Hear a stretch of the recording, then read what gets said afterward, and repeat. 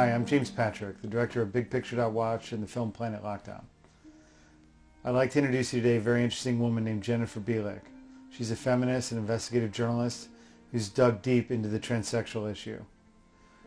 She's found out it has an intersection with transhumanism, and there's huge big billionaires pushing this issue and pushing it down our throats, frankly. Her work on the 11th Hour blog is some of the best work I've seen on this issue, and she gets to the bottom of the story and who's behind it. Let's hear what she has to say.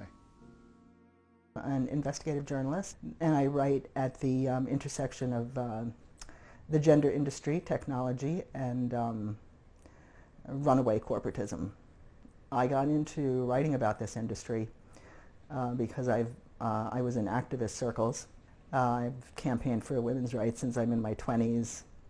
I've campaigned for the environment, etc., etc. There came a point around 2013 or so that suddenly people were being deplatformed for acknowledging biological reality, that we are a sexually dimorphic species. There are only male and female sexes. We are a sexually dimorphic species, just male and female, and there isn't anything in between. Transsexualism has been around probably in the United States since the 1950s. Some people remember Christine Jorgensen made a big splash in the papers.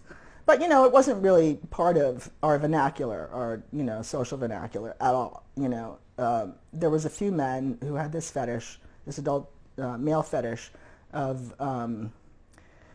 appropriating female synthetic simulacrums of female biology for their, sexual gratification.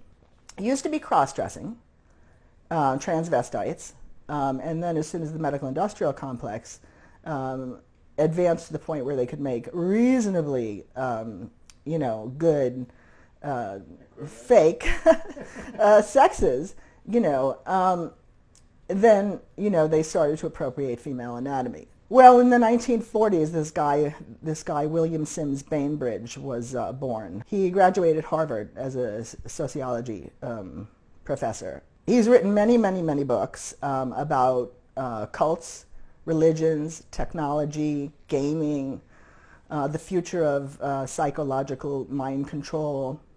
And he now works at the head of the National Science Foundation's Cyber Human program, which is the melding. It's basically overlooks the ethics involved in human cyber melding. And you can see this trajectory in the along late 1990s, early 2000s. There was a big shift in the culture from data from the digital age and the information age, and it sort of moved into artificial intelligence, transhumanism, robots, nanotechnology, biotechnology, etc. So this is kind of where we're going now. This is like the future trajectory of this. But, Silicon Valley has been pushing a transhumanist agenda for, since the early 2000s, late 1990s. So then Bainbridge meets up with another interesting character, Martine Rothblatt, who is also a transhumanist. And Rothblatt is, he's a transsexual. He's a man that's appropriated simulacrums of women's biology for himself, and he calls himself, transgender or transsexual. And he's traveled around broadly in the culture in many different circles because he's accomplished so many different things. He's very well renowned and very well, appreciated for his accomplishments. So he's been in the tech sector, he's been in the medical sector, he's been in all over Hollywood. He's been on Oprah and he's been on a million different shows, with his robot wife, which he created. Rothblatt wrote a book, and it's really a blueprint of what's going on in the culture now. This is his ideology, working off of the work of Bainbridge.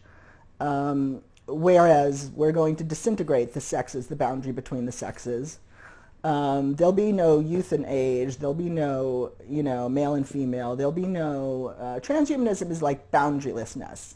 You're out there in cyberspace. Ultimately, while you're getting there, it's an upgrade in humanity, melding yourself with machines, transferring human reproduction to the tech sector, in, I think it was late 1980. He got together with a whole bunch of other transvestite lawyers and transsexuals, and they created a document which was the very first gender bill, which brings disembodiment into the law, the sexual objectification of female biology, into parts, and making a human right out of that.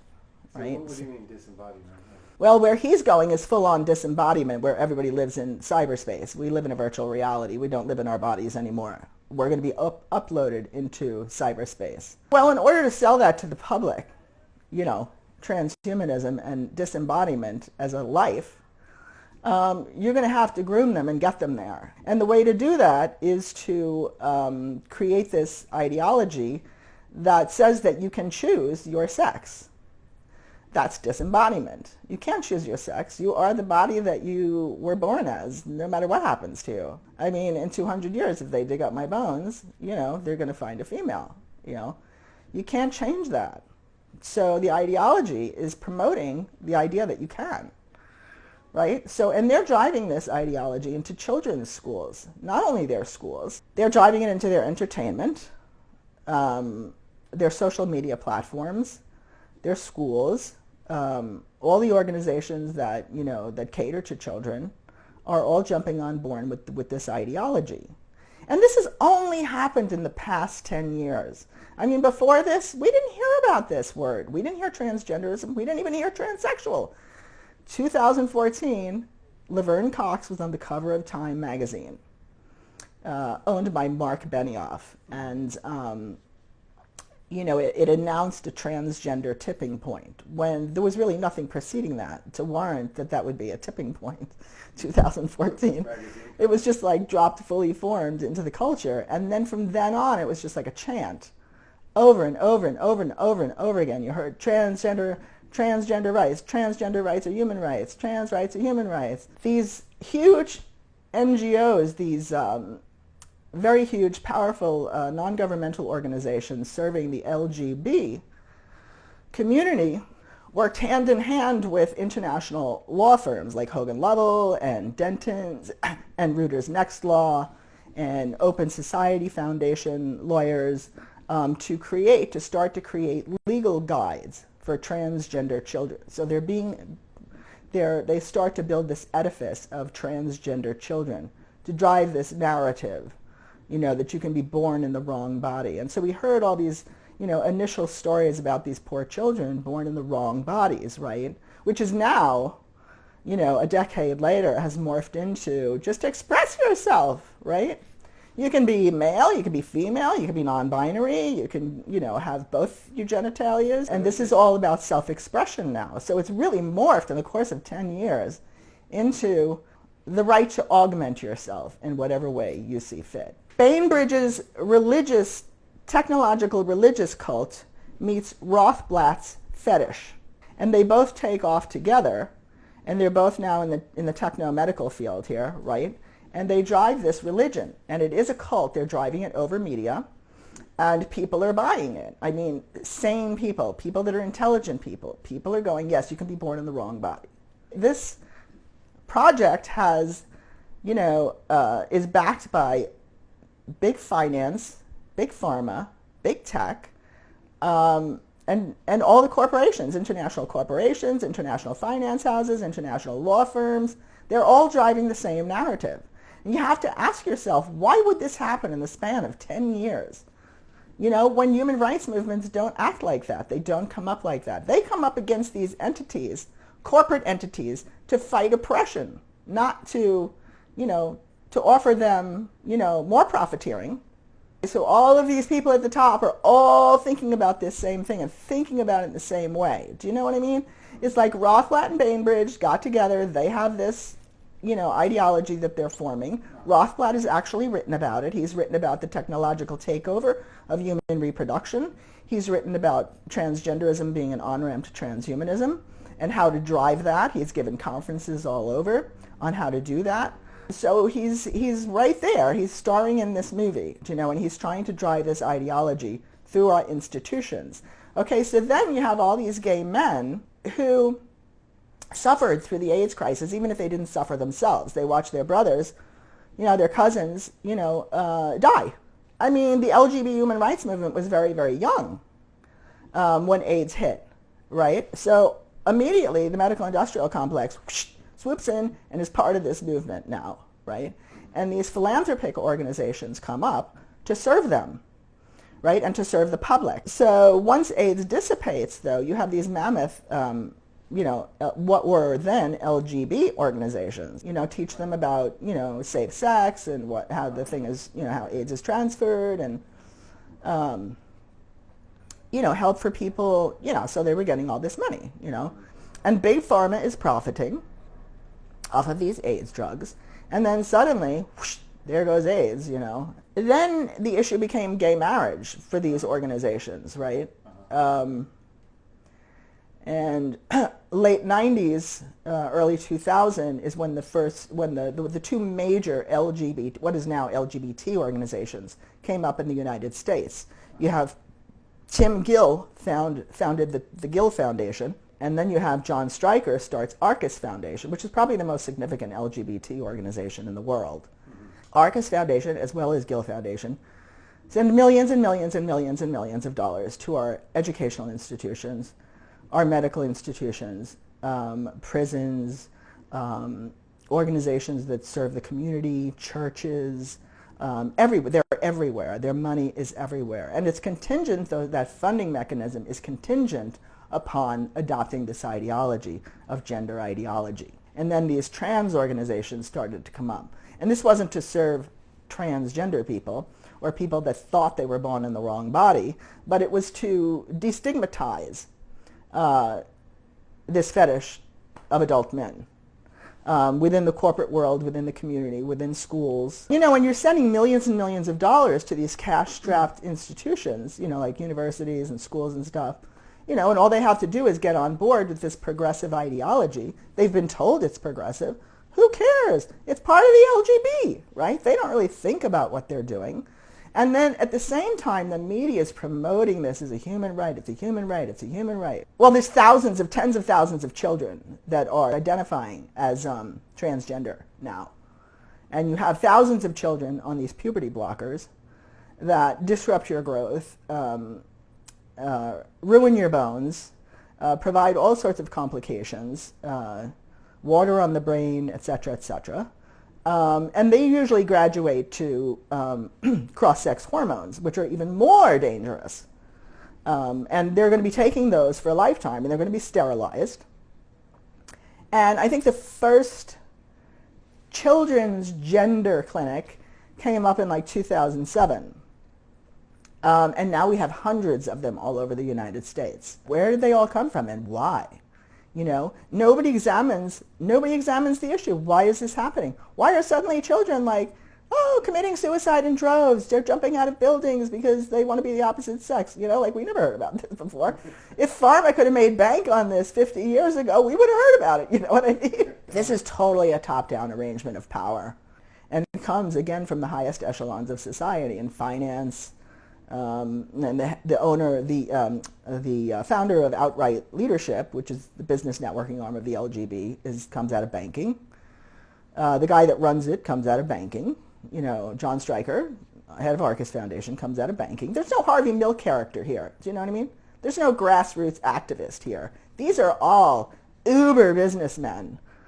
So you have a profiteering motive. Absolutely. Drugs, surgeries, surgery equipment, and not just the hormones and the puberty blockers, but you have antibiotics, you have anti-rejection medications, you have myriad surgeries that people want to have after they have this attack, basically, on their sex, a medical attack on their sex. Then they want to get their neck done, and they want to get their Adam's apple gone, and they want to have their jaw shaved off, and it's like a compulsion. And it's driven through technology. It's a consumerist orgy, and we're the ones being consumed. People, our sex, is being actually deconstructed.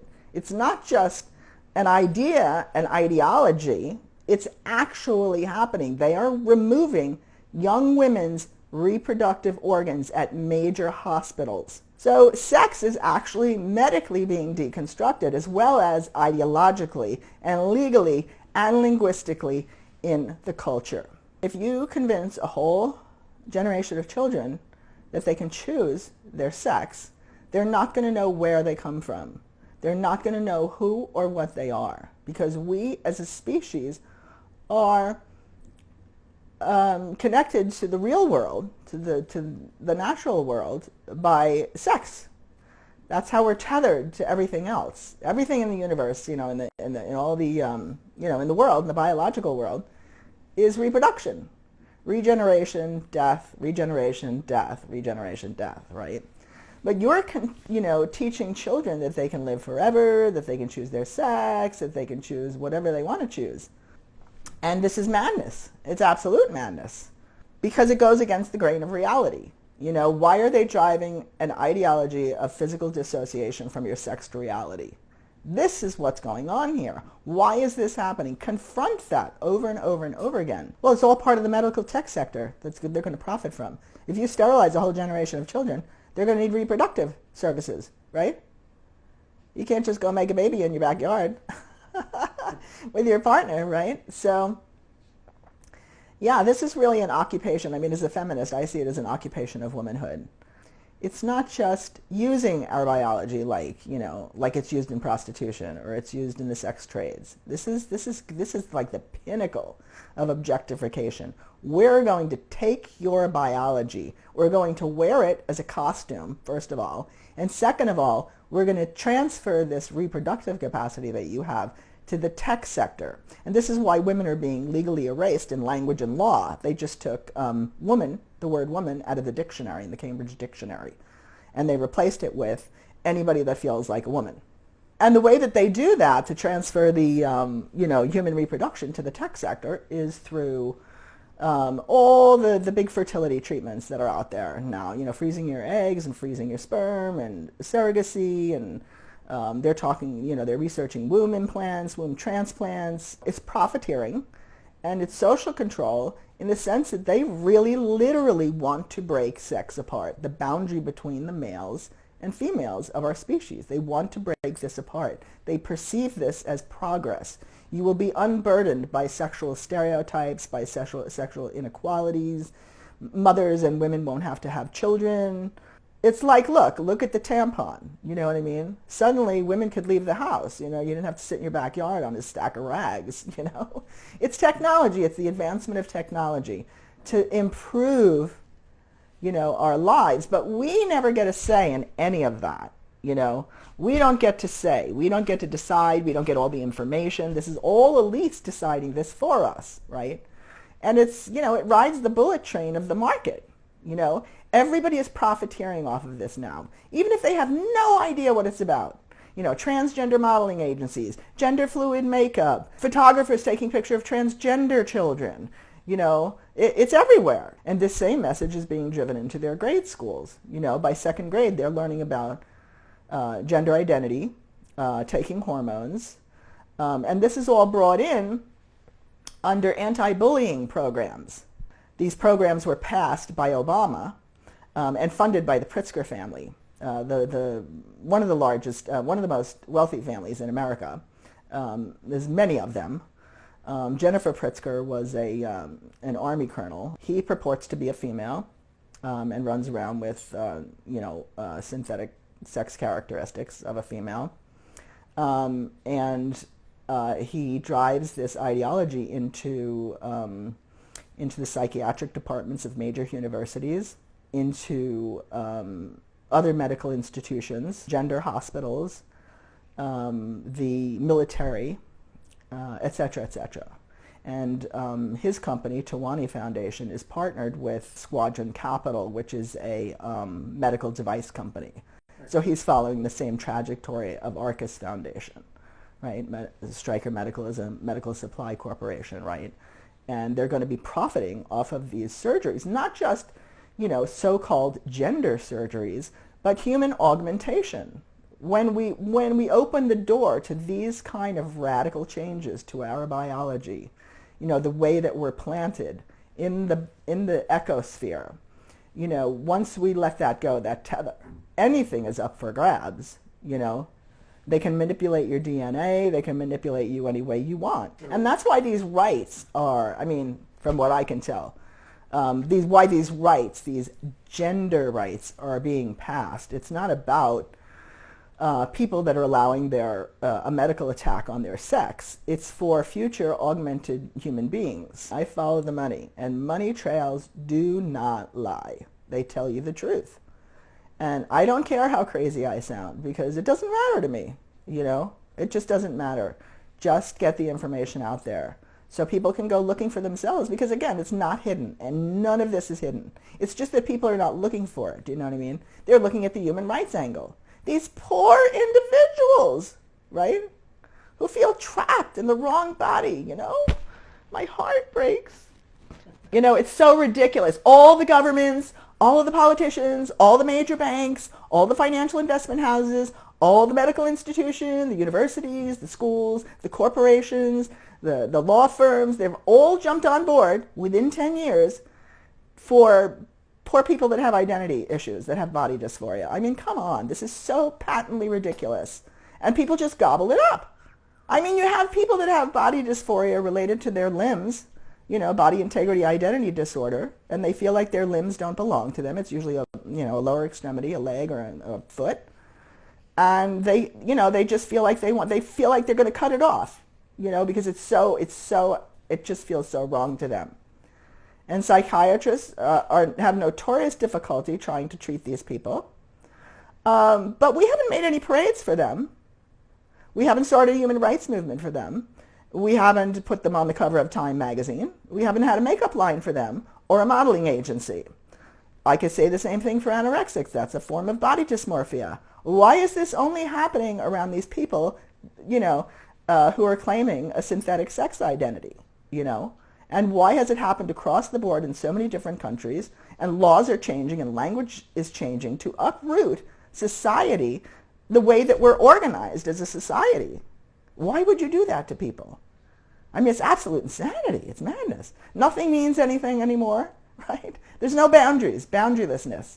I started following the money around this issue, because if you want to know anything in America, you follow the money, right? And so I started following the money, and I looked at all these different NGOs, these non-governmental organizations that were really huge. They were huge, like Arcus Foundation and Gill Foundation. They're mammoth. They've each given like $500 million to spread this ideology through the cultures, not just our culture, but Western cultures, because they fund other organizations that do the same thing. And they create this whole scaffolding, this political scaffolding to drive it, so that you have media people, you have people that are being trained in politics to get them into political institutions, like the Victory Institute, for instance. That's funded very heavily by Arcus Foundation. And like, for instance, Rachel Levine was part of that organization. They call people from different schools and different areas that are going to work for them, and then they train them to be in these positions to drive policy through the culture, right, which Levine is doing, if you've seen him speak. And so then they have media people as well, like GLAAD is the media arm. So GLAAD and Arcus Foundation are closely working together. And GLAAD goes about spreading information about how people are supposed to talk about this, because it's a human right and you don't want to offend anybody, right? So the message comes from on high, and what I mean by on high is not Arcus Foundation, I mean Stryker Medical, $17.1 billion corporation and growing by the day in 75 different countries. The medical industrial complex is bigger than the military industrial complex.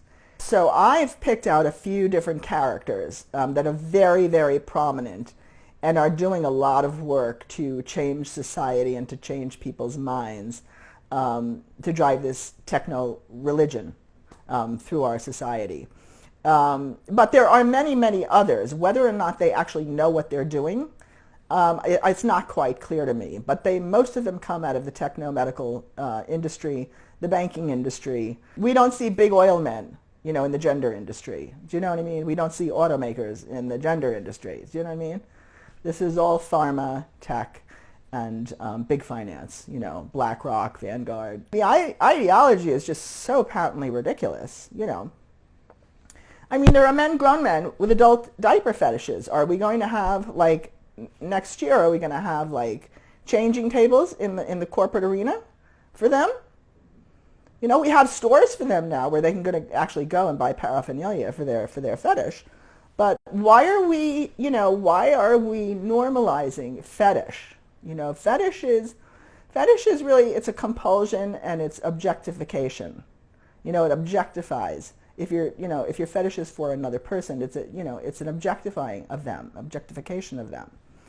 So, and we're seeing this because we're dissociated as a society. You know, this has become our mode of expression now, dissociation and compulsion, addiction, you know, because we're trying to fill up the holes that this society has created. And instead of looking at the society and how damaged and broken it is, that it's not giving us what we need, all these aberrant behaviors are being supported in its stead, which is absolute madness. GLSEN is the educational arm of the LGBT Inc. And they basically take care of educating the populace in schools, in community centers about, you know, they dispense gender ideology to them, sort of like the old Christians used to come into the, you know, American Indian communities and indoctrinate them into Christianity. Well, this is very similar. It's a technological religion, and they're indoctrinating people to this ideology, promoting it as a human right, but it's a technological religious cult. You don't get to bow out of this. I mean, that's becoming abundantly clear to a lot of people, but they don't understand why. Why can't we talk about this? If this is a human rights organization, a movement for human rights, why wouldn't you want to share that information with people? Why wouldn't you want to get people on board with it? Everything is transphobic. You can't speak about it. No debate, no debate. You know, you can't talk about it. You know, you can't even talk about womanhood because that's transphobic. Everything is transphobic. I mean, it's becoming like a joke on social media now. The construct of the transgender child had to be created. So, you know, these very, very large international law firms, lawyers, have created legal structure for transgender children, right? And how to communicate about this, like how to drive this ideology. They've created guides, basically, for people, right? So this gets, you know, this is created through these ginormous NGOs, right, with these international law firms, and then they're sent down through the community, you know, through people like, you know, GLAAD, organizations like GLAAD, right, who take that information, now they indoctrinate the public. This is a human right, and some people are born in the wrong body, and it's just the way that it is, and da-da-da-da-da, you know, and then you have GLAAD, who, you know, takes care of the media. This is the way that you have to sell this to people, right? So, and then these universities are getting, you know, all of this money to promote this ideology, and so they do. You know, so it's coming from every single avenue that you can think of in the culture. Well, let's see. Governor Pritzker just sent a bill through the schools in Illinois, Chicago specifically, that if you want health education in your school, you have to adopt gender ideology. You have to teach kids about gender ideology, which means they can, you know, you can change your sex, you can get hormones and puberty blockers, you can change your name, very sexualized material as well, very intense sexual material they're teaching them, you know, anal sex and the gamut, you know, bondage and, you know, anything really that you can think of, you know. They're teaching them to young children. And so if you don't want this in your school, then you have to pull out of health education altogether. You don't get any health education. If you want health education, then you have to do this. So this, I think, was sort of a, you know, the first real platform of its kind to sort of see how this went over, you know. Most parents said, no, we don't want it, you know, which is a credit, you know, a credit to them. But they're still pushing it, you know, they're still pushing it all over the schools. And, you know, teachers adopt it, parents adopt it because they think it's kind, you know. They don't want to be seen as terrible people. This is part of the LGB. The LGB people have, you know, been accepted in society now. Usually somebody knows somebody in their family somewhere, right? who's gay or, lesbian or bisexual. And so it's like, oh, this is just part of that. This is what they've been told. Not once, not twice, over and over and over and over again. Well, the material that they're being exposed to is highly sexualized. They've got drag queen story hours, grown men dancing around with the G-string on, and makeup and hair flying, fake boobs bouncing, and this is supposed to be progressive and cool and fun. And they're teaching them about very, very sexual material, what partners do with each other. They're teaching them about hormones and puberty blockers and that you can change your sex if you want to. This is, just the way some people are, It's not a disorder. It's not, it's not anything other than, it's just another way to be human. God, I think we should just throw the whole thing out, honestly. Even as a feminist, I think that, because it's so convoluted now. It's just ridiculous, I mean, you have a female body. That's really the only thing that makes me a female, is my female body. It's not because I like long hair or because I like pink nails or want to run around in high heels or, I cry myself to sleep every night. No, it's none of those things.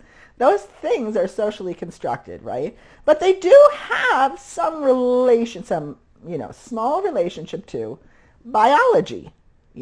Like testosterone really drives male aggression. I mean, even the women that are, having their sex medically attacked, who call themselves, men,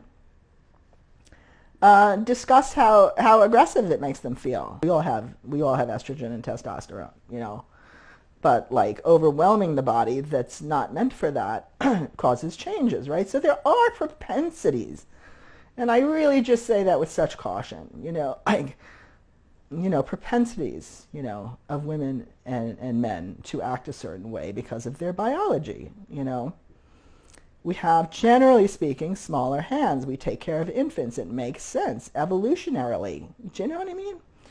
But, when you get into, female brains are smaller and they don't read as well, or, men are better at math, or, all those things are just ridiculous stereotypes, right? But, it's very difficult to talk about all of those things in this particular climate, So you have, conservatives, for instance, going, no, it's, gender is not a social construct, right? Females do like to do all these things, right? And then you have radical feminists screaming that it's totally a social construct.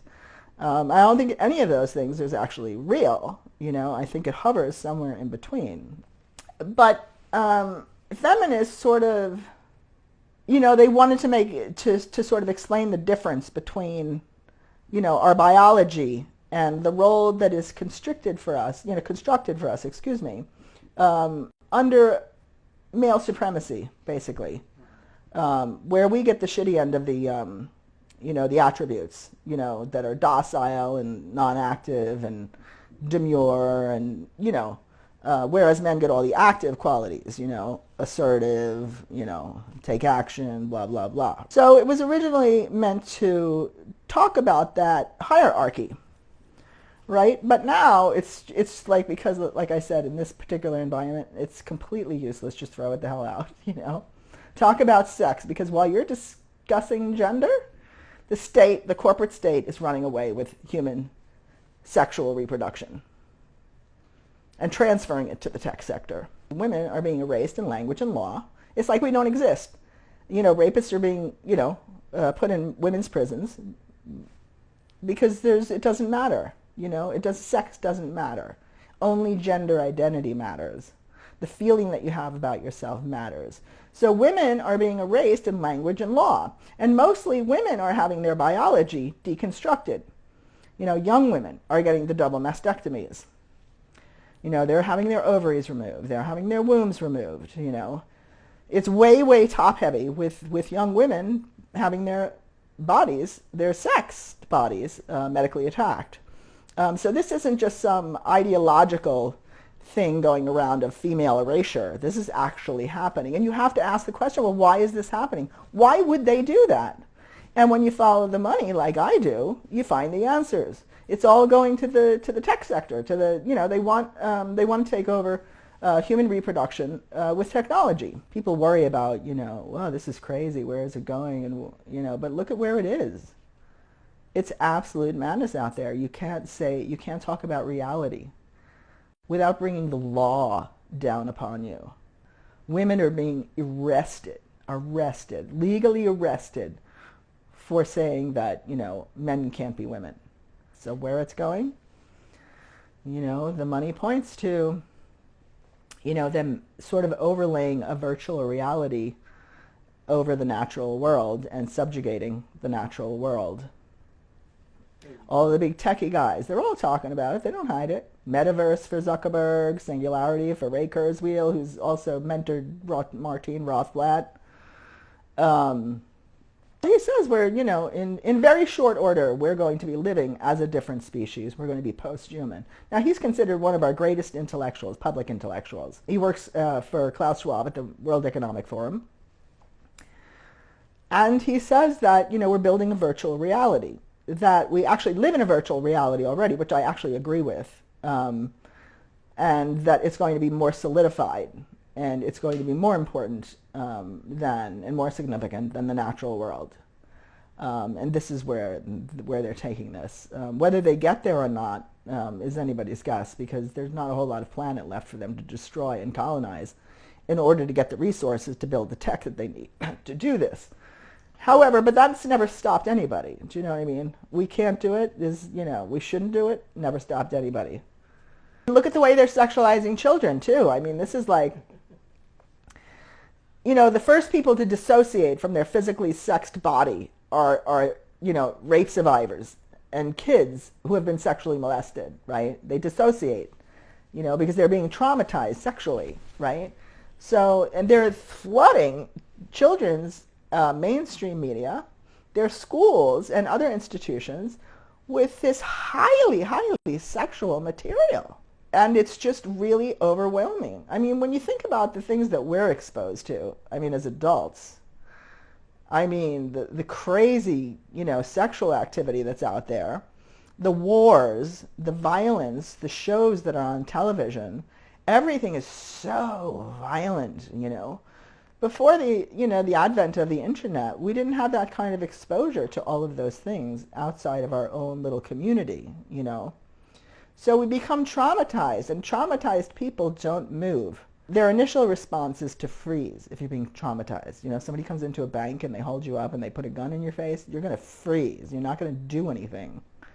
And people are really sort of frozen in terms of responding to this. This is absolute madness. When you have a young man on national TV talking about his castration surgery, and you follow him into the operating room, and then People magazine, puts on a spread celebrating his penis goodbye party, where he has a penis cake, and this is a big celebration. This is absolute madness. And we should all be saying so. And the fact that we're not is a very, very big problem. That we've gotten to the point where we can't say what's real, what's horrible. It's absolute madness.